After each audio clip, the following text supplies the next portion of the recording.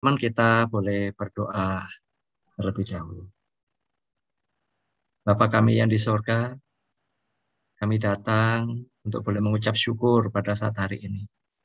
Kami mohon pimpinan dan berkat Tuhan agar kami boleh berdoa. Kami datang kepadamu pada saat hari ini. Meminta belas kasihan Tuhan, kuduskan kami, layakkan kami. Agar kami boleh berdoa sesuai dengan apa yang Tuhan boleh kehendaki. Terima kasih. Dalam nama Tuhan Yesus, kami berdoa dan kami mengucap syukur. Amin.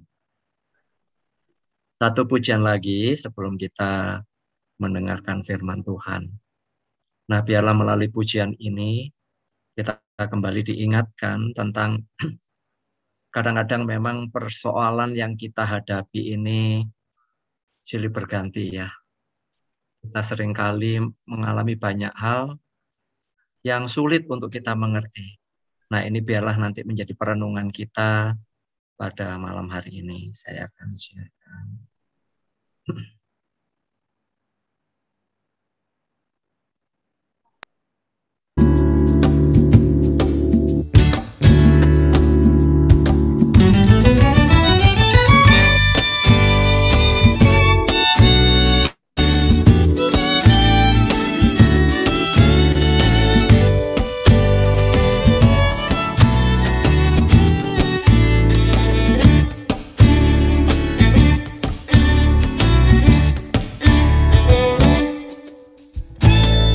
Gelombang kehidupan menimpa, hati jadi takut dan putus asa.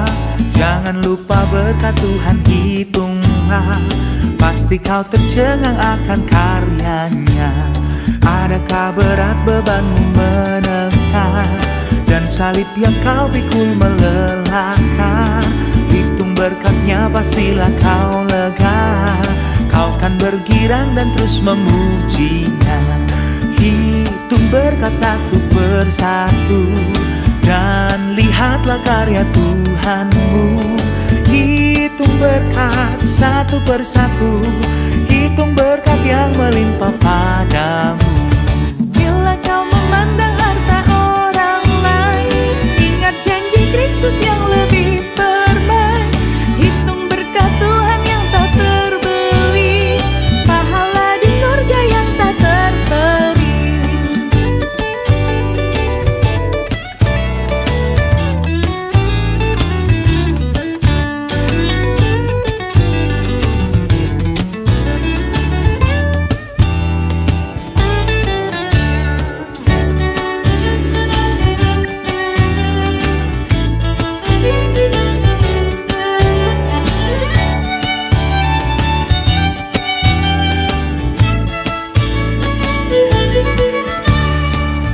Pergumulanmu di dunia, jangan khawatir, Tuhan akan beserta. Dia mengirim malaikatnya menjaga, membimbing menghiburmu sampai surga. Hitung berkat satu persatu, dan lihatlah karya Tuhanmu. Hitung berkat satu persatu, hitung berkat yang melimpah padamu.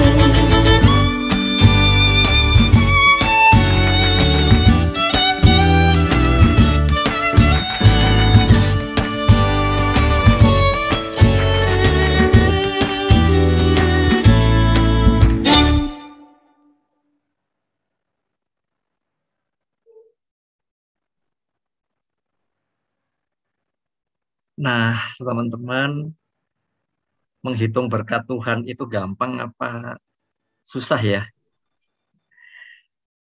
Kalau banyaknya berkat, mungkin secara materi kita senang sekali melihat ya.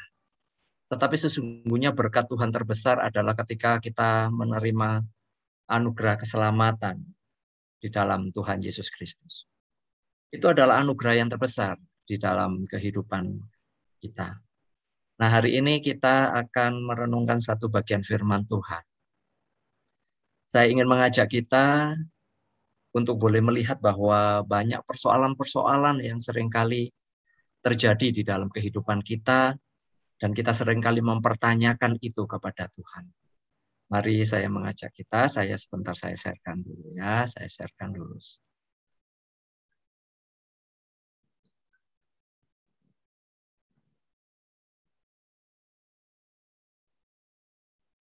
Ya.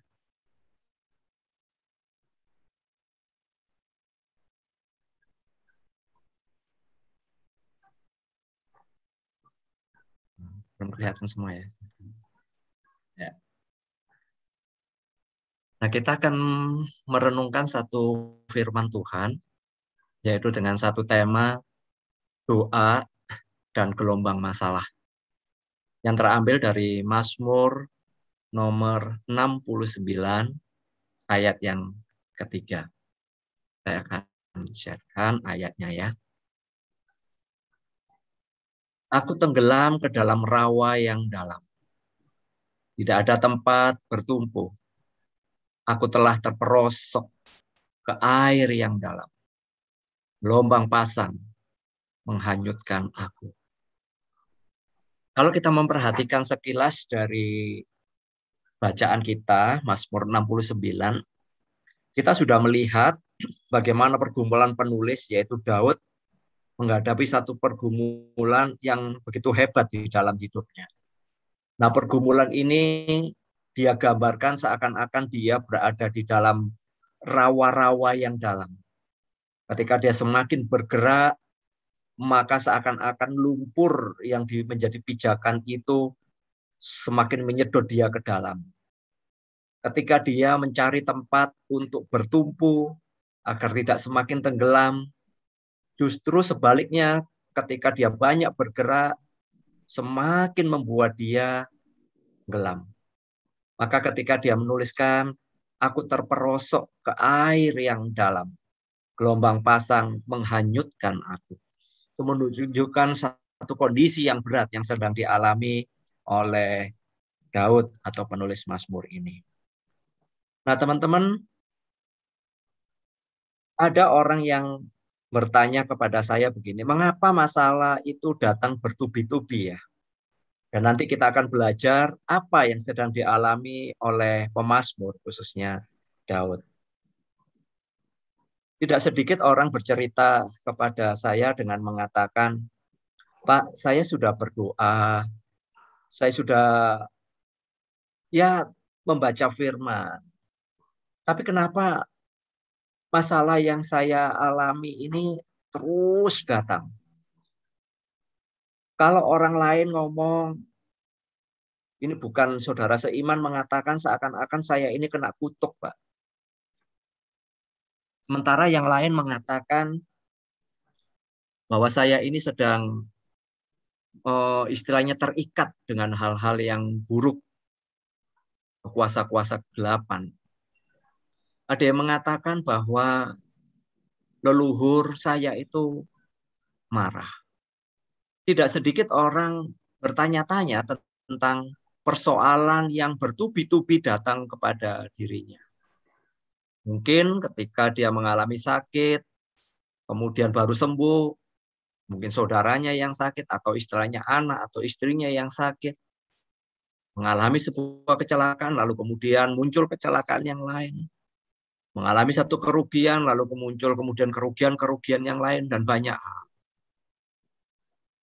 Tidak sedikit juga orang-orang kemudian menghubungkan apa yang terjadi dengan hidupnya, khususnya masalah yang datang kepada dia itu adalah sebagai satu nasib sial yang sedang terjadi dengan dirinya, karena mungkin ada sesuatu yang belum dibereskan. Nah, saudara-saudaraku, ketika pertanyaan ini mungkin juga pernah terlontar di dalam benak kita. Apakah ketika masalah datang bertubi-tubi, apakah ketika masalah datang di dalam kehidupan kita yang bertumpuk-tumpuk seperti gelombang air laut yang terus datang, yang terus mengalir menuju pantai, membuat kita mempertanyakan satu hal. Apakah saya sedang berada di dalam sebuah kutukan? Saudara-saudaraku, ketika mungkin masalahnya hanya sepele, tidak berat, mungkin ya orang tidak akan banyak bertanya seperti ini. Tapi ketika masalah ini begitu berat, seringkali membuat orang menjadi putus asa. Membuat orang kemudian menjadi tidak siap untuk menghadapi apa yang sedang terjadi, lalu kemudian mengambil langkah-langkah yang sesungguhnya dia tahu, sesungguhnya dia sadar bahwa itu tidak boleh. Tidak sedikit orang kemudian akan menanyakan kepada orang yang disebut orang pintar, untuk melihat apa sih sebenarnya yang terjadi. Dan tentu saja jawaban yang kita dapatkan adalah bahwa ada sesuatu yang mungkin mengikuti kita. Di sisi lain mungkin ada orang pintar yang mengatakan bahwa memang ada yang belum beres, mungkin ada sesuatu yang belum dibereskan, sehingga itu membuat orang jadi marah.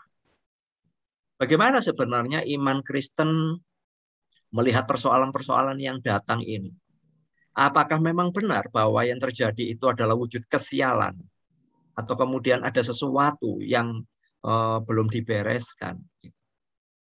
Kalau kita memperhatikan, sesungguhnya di dalam Alkitab ketika seseorang sudah menerima Tuhan Yesus Kristus sebagai Tuhan dan Juru Selamat, sesungguhnya dia sudah bisa membereskan itu semua di hadapan Tuhan, bahwa kematian Tuhan adalah sudah tuntas. Menuntaskan setiap persoalan, dan terlebih orang itu adalah orang yang sungguh-sungguh percaya kepada Tuhan.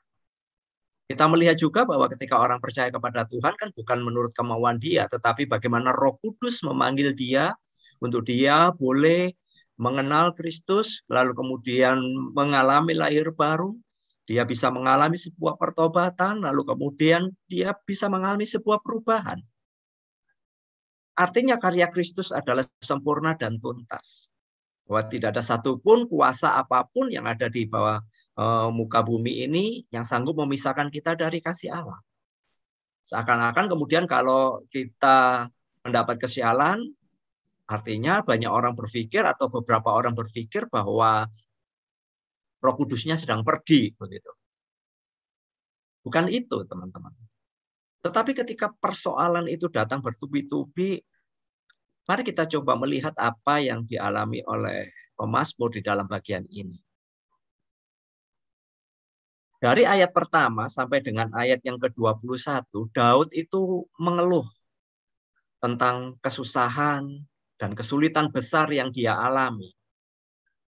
Dan dengan sungguh-sungguh, Daud memohon kepada Tuhan untuk membebaskan dan menolongnya. Kita bisa menemukan, mendapatkan ayat-ayat ini, saudara. Daud memang menghadapi satu pergumulan yang sulit, dan secara manusia, secara fisik, dia bisa bertanya-tanya, kenapa masalah ini datang bertubi-tubi ya Tuhan? Kenapa kesulitan ini terus datang, yang satu belum selesai, kemudian muncul kesulitan yang lain, masalah yang satu belum selesai, menimpa keluarga saya yang lain, masalah ini seakan-akan saya berpikir bahwa ini nasib buruk yang saya alami. Kenapa ketika saya percaya kepada Tuhan, begitu banyak masalah datang? Saudara-saudaraku, tidak mudah memang untuk memahami perjalanan kehidupan kita ketika masalah itu datang. Selama perjalanan masih baik-baik, kita akan tetap bisa dengan tenang, nyaman, bersyukur, dan berterima kasih. Tetapi pada saat kita merasa nggak sanggup, seakan-akan kita baru tarik nafas, baru rasanya enak, muncul masalah lagi. Dan itu bukan sekali, dua kali, tetapi berulang kali. Seringkali itu membuat kita menjadi bertanya-tanya. Benarkah Tuhan ada? Mungkin juga kita akan bertanya-tanya, kenapa saya sudah berdoa, tetapi Tuhan diam. Tuhan seakan tidak menjawab. Kebingungan seperti ini, saya boleh mengatakan manusiawi sekali. Saya pun juga pernah merasakan kebingungan yang seperti ini, dan bertanya-tanya, di mana Tuhan? Mengapa Tuhan tidak segera menolong kita? Mengapa Tuhan tidak segera bertindak? Kenapa Tuhan, saya baru selesai menyelesaikan masalah ini, saya baru bisa bersyukur, Tapi muncul lagi masalah. Saudara-saudaraku, kalau kita membaca kembali di dalam Mazmur ini adalah keluhan-keluhan pemazmur itu memang sangat menyedihkan. Kita bisa membaca nanti dari Mazmur 69 ini. Penderitaan yang dialami itu berkepanjangan. Dan kita melihat hal yang indah di dalam bagian ini dari seluruh pasal ini adalah Daud mampu mencurahkan isi hatinya di hadapan Tuhan. Kita tadi membaca satu ayat saja dan kita sudah mendapatkan sebuah gambaran bahwa semakin dia mencoba mencari jalan keluar, semakin dia terseret bahkan terlilit dengan masalah itu. Artinya begini, kadang ketika kita menghadapi sebuah masalah, semakin dipikirkan, semakin muncul hal-hal yang membuat kita jadi tambah stres ya. Stresnya belum hilang, muncul lagi tekanan yang lain, dari sisi yang lain, yang kemudian membuat kita bertambah stres. Nah teman-teman ketika melihat bagian ini, inilah yang diungkapkan oleh Daud sebagai penulis Mazmur ini. Apa yang terjadi dirasakan begitu berat, dia seakan sudah tidak sanggup lagi. Bahkan dikatakan gambaran air itu menerjang dia dan seakan-akan dia sudah tenggelam. Mungkin untuk narik nafas kembali itu sudah sangat berat. Tapi di sisi lain kita mendapatkan bagaimana Daud melihat Tuhan. Di tengah kekelaman penderitaan yang dia hadapi, di tengah kegelapan yang dia alami, dia masih tetap berpegangan kepada iman percayanya, yaitu kepada Tuhan. Inilah kemudian dia mencurahkan isi hatinya di hadapan Tuhan. Coba mengungkapkan semua apa yang ada di dalam hatinya kepada Tuhan. Contoh lain di dalam Alkitab yang bisa saya tunjukkan adalah dari sisi yang lain, misalnya tentang apa yang dialami oleh Ayub. Dia sangat dekat kepada Tuhan. Dia menjaga kekudusan hidupnya, kekudusan hidup keluarganya, bahkan ketika anak-anaknya sehabis melakukan sesuatu, maka Daud kemudian mempersembahkan korban supaya dosa-dosa yang mungkin dilakukan oleh anak-anaknya secara tidak sengaja, Tuhan mengampuni. Tapi kita melihat kemudian di dalam perjalanan hidup Ayub, persoalan muncul bagaikan gelombang yang dahsyat. Bukan gelombang kecil lagi, tetapi saya boleh menggambarkan seperti tsunami yang datang di dalam hidupnya. Harta kekayaan lenyap, anak-anaknya meninggal, istrinya ngomel, mendorong Ayub untuk mengutuki Allah. Bahkan Ayub sendiri mendapatkan satu penyakit. Gelombang tsunami persoalan yang dihadapi tidak mudah. Tetapi ketika tekanan itu datang, khususnya dari orang yang paling dekat dengan dia, yaitu istrinya, Ayub mencoba untuk tetap melihat Tuhan. Tsunami persoalan yang dia hadapi, dengan satu kepercayaan iman kepada Tuhan, dia berkata, dengan telanjang aku keluar dari kandungan ibuku. Dengan telanjang juga aku akan kembali ke dalamnya. Tuhan yang memberi, Tuhan yang mengambil. Terpujilah nama Tuhan. Apa yang dialami oleh Ayub tentu saja berbeda dengan apa yang dialami oleh Daud, bukan? Dan apa yang dialami oleh Daud tentu saja berbeda dengan yang kita alami. Tapi saya mau menunjukkan kepada kita bagaimana tokoh-tokoh di dalam Alkitab adalah orang-orang yang juga mengalami persoalan yang begitu berat di dalam hidup mereka. Namun tatkala mereka mencoba kembali untuk tetap berpegang kepada iman mereka, percaya kepada Tuhan, walaupun itu sangat sulit, mereka tetap mendapatkan kekuatan. Ketika kita melihat Daud di dalam pergumulannya, Daud mengakhiri dengan nyanyian dan pujian sukacita. Dengan sebuah keyakinan jaminan bahwa Allah akan menolong dan menopang dirinya. Inilah yang membuat mereka, maksud saya Ayub dan Daud, adalah memiliki kehidupan yang luar biasa. Persoalan itu tidak gampang. Kalau itu dikenakan kepada kita, saya yakin bahwa saya dan saudara tidak akan pernah sanggup. Kita nggak akan pernah sanggup. Tak seorang pun pernah sanggup untuk seperti Ayub. Atau mungkin seperti Daud. Untuk itulah ketika persoalan-persoalan datang kepada kita, kita ingat apa yang dituliskan oleh Rasul Paulus bahwa pencobaan-pencobaan yang kita alami adalah pencobaan biasa. Dan di dalam bagian ini kita melihat bagaimana kasih karunia Allah dan kesetiaan Tuhan itulah yang merupakan kekuatan sehingga di dalam gelombang persoalan yang datang, kita tetap belajar untuk melihat rencana Tuhan.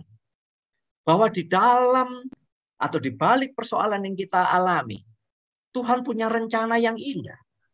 Dan kita mempercayai kedaulatan Tuhan yang tentu saja tidak akan pernah membiarkan anak-anaknya untuk berjalan sendiri.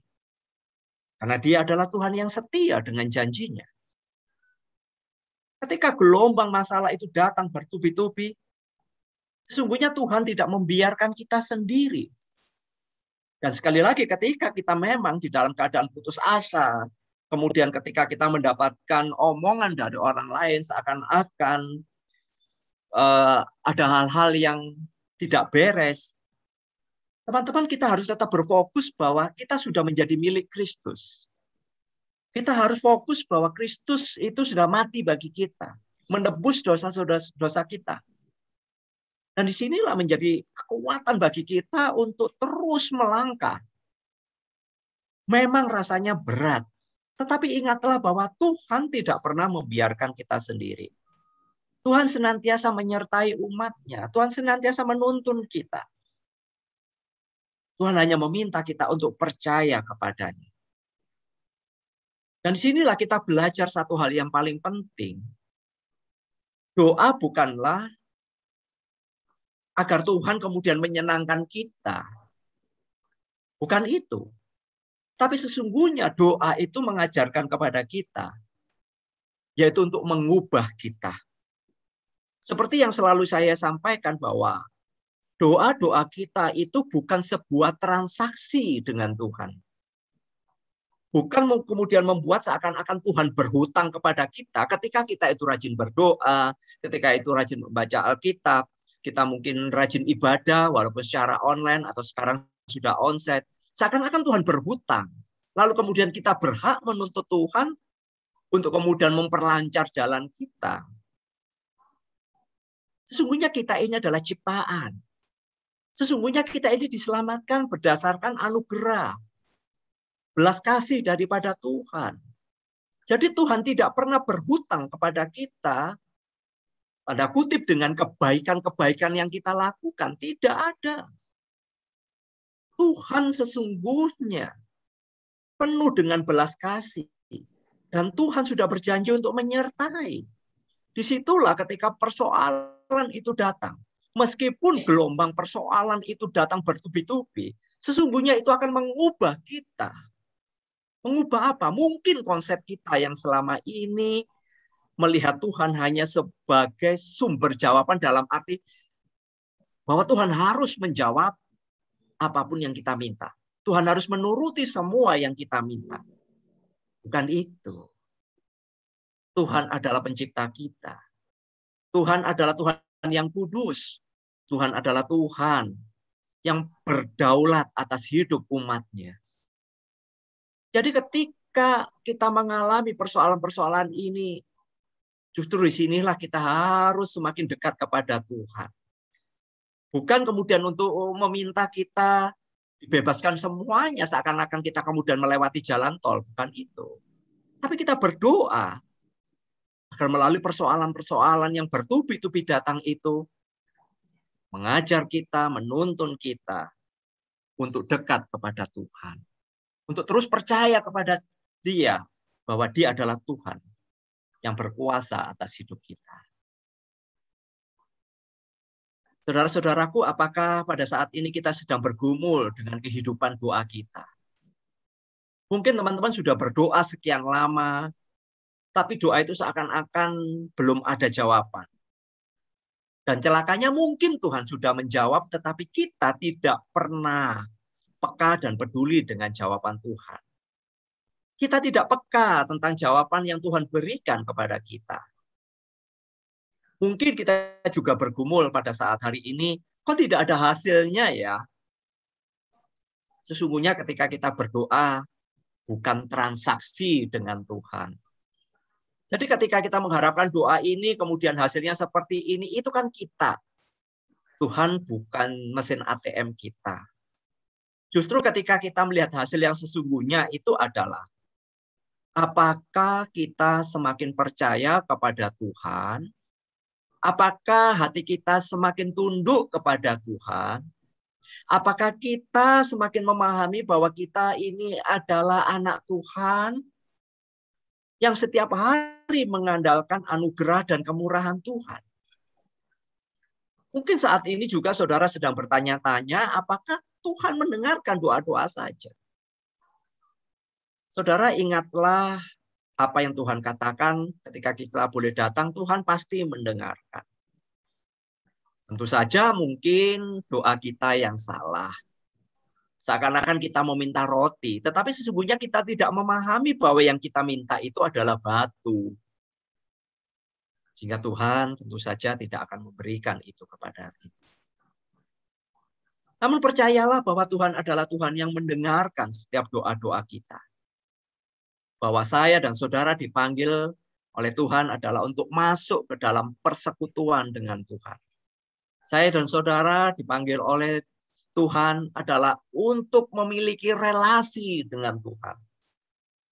Dan relasi kedekatan itu untuk mengubah kita.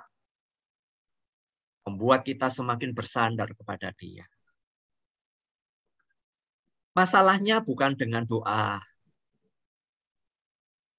Bukanlah Tuhan yang bermasalah. Tapi kita. Sekali lagi masalah dengan doa bukanlah Tuhan. Yang seakan-akan Tuhan itu tidak mau mendengar, tidak mau menjawab, atau kemudian Tuhan tidak peduli dengan kita. Bukan itu. Masalahnya adalah di kita.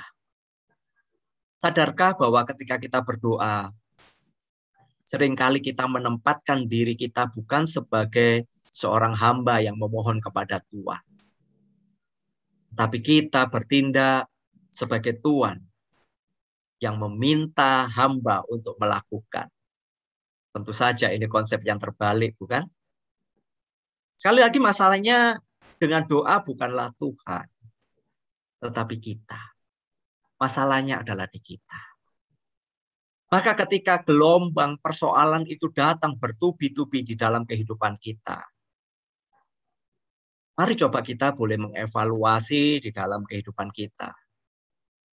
Adakah sesuatu yang memang di dalam perjalanan hidup kita adalah tidak benar? Misalnya, ada banyak orang kemudian menyalahkan kuasa kegelapan atau kemudian yang lainnya. Ya itu tidak menutup kemungkinan itu bisa terjadi. Tetapi seringkali masalah yang terjadi adalah adanya sumbangsih dari diri kita. Ada peran dari kita. Lalu ketika masalah itu muncul, kita menyalahkan orang lain. Padahal kita punya andil untuk masalah ini. Keruwetan rumah tangga terjadi karena mungkin kita tidak bertanggung jawab. Anak-anak menjadi memberontak, mungkin karena kita tidak bisa memberikan perhatian dan didikan yang baik.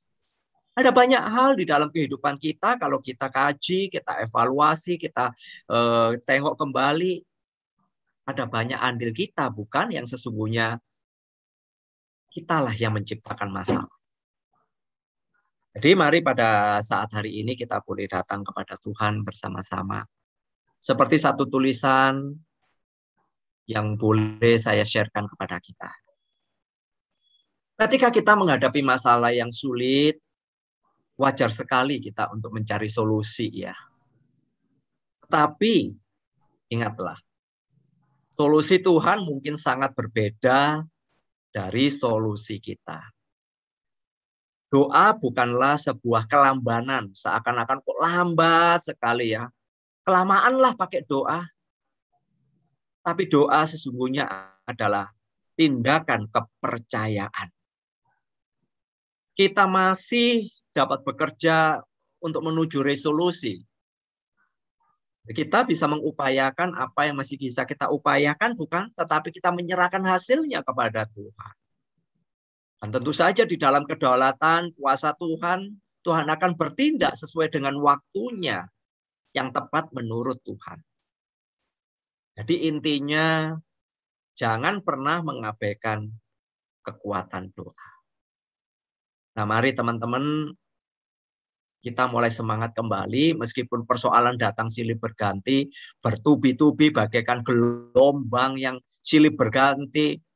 Ingatlah, ini adalah sebuah proses pembentukan kita untuk semakin mengenal Tuhan, mengalami Tuhan, semakin boleh mengevaluasi diri kita. Apakah ada sesuatu yang memang salah yang kita lakukan? Tapi mari kita memohon kemurahan belas kasih Tuhan, memohon pengampunan Tuhan. Agar Tuhan menolong kita. Mari kita berdoa. Ya Tuhan, terima kasih. Kiranya kasih setia Tuhan boleh menopang kami. Kami seringkali menuntut untuk ini dan itu supaya perjalanan hidup kami itu lancar. Bahkan seringkali kami protes ketika gelombang persoalan itu silih berganti datang. Ampuni kami ya Tuhan. Justru ketika persoalan ini datang karena kami melakukan sebuah kesalahan. Itu adalah karena kelalaian kami. Ampuni kami ya Tuhan, seringkali menuntut Engkau untuk membereskan semuanya. Kami seringkali juga menuntut Engkau ya Tuhan, seakan-akan Engkau adalah mesin penjawab untuk kebutuhan-kebutuhan kami. Ampuni kami Tuhan, ampuni kami. Sekarang kami mau belajar untuk setiap persoalan yang menimpa kami. Untuk kami boleh belajar bahwa ada rencana yang indah yang Tuhan ajarkan. Dan sesungguhnya melalui itu kami dibentuk untuk semakin mengasihi Engkau ya Tuhan. Untuk kami terus berjalan menjadi serupa dengan Engkau. Tuntunlah kami ya Tuhan. Tuntunlah kami. Biarlah kami senantiasa boleh mengandalkan Engkau. Terpujilah Engkau, di dalam nama Tuhan Yesus, kami sudah berdoa dan mengucap syukur. Amin. Nah teman-teman, biarlah hari ini kita boleh kembali diingatkan untuk boleh ingat akan kasih setia Tuhan. Ya. Nah, sekarang kita teman-teman boleh share untuk pokok-pokok doanya. Sementara saya, teman-teman yang ada di YouTube, terima kasih sudah boleh join.